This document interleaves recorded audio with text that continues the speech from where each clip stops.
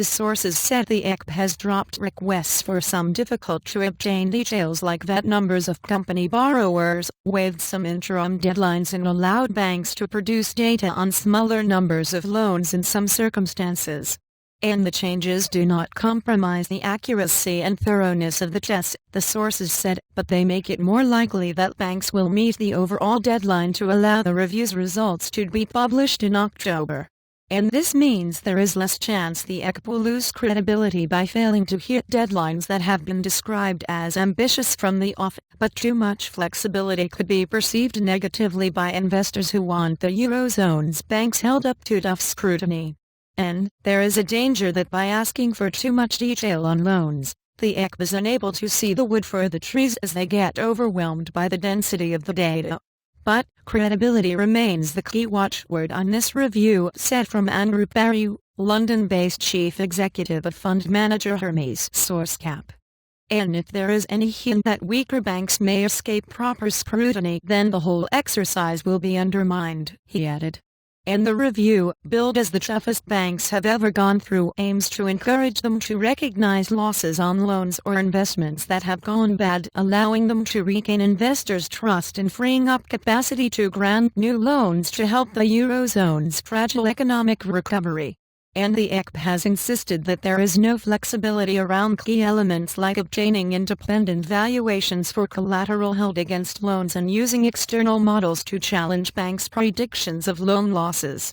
And those key elements are seen as crucial to maintaining the credibility of the exercise, which covers the 128 Eurozone banks the ECB will begin directly supervising from November, including international giants like Santander, San.mc, and Deutsche Bank, DBKGN.de, and nationally important ones like Malta's Bank of Valletta BOV.MT and Italy Monte dei Paschi, BMPS.MI. An intensive N banks have balked at the demands of the test, which Dutch banking, ING.as, last week said it had about 200 staff working on full-time. The industry has lobbied the ECB for changes to make the work less onerous at a series of meetings in Frankfurt. And the ECB has made no public concessions.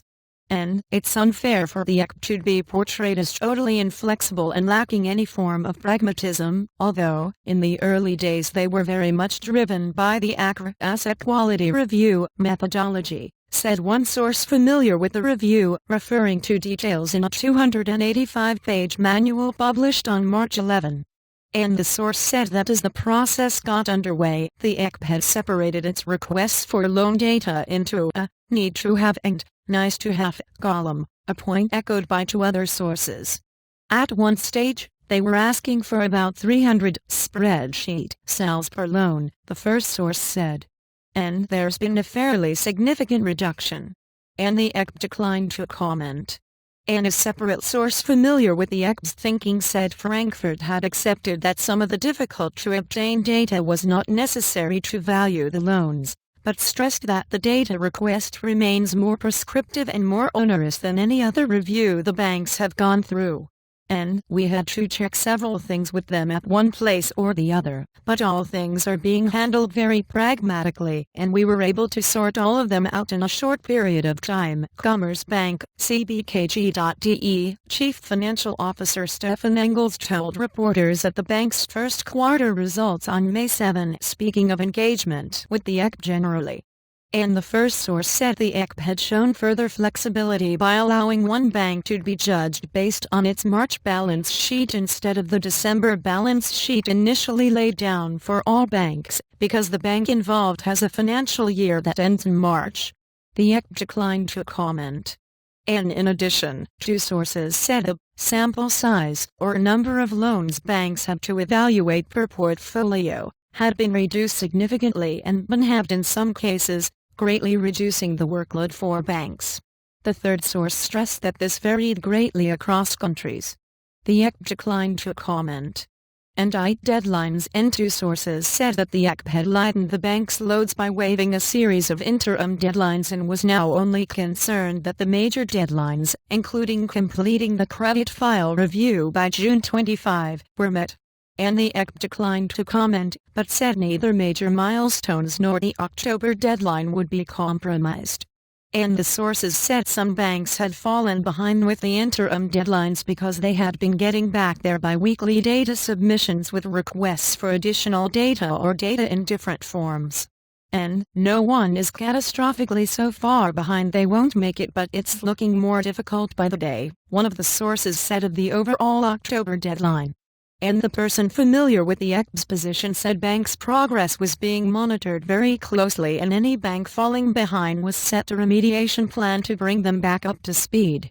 And on a conference call after its first quarter results on May 7, Chief Risk Officer Wilfred Nagel said the bank had no issues delivering the requested data in time and in full, echoing comments made by Commerzbank Engels.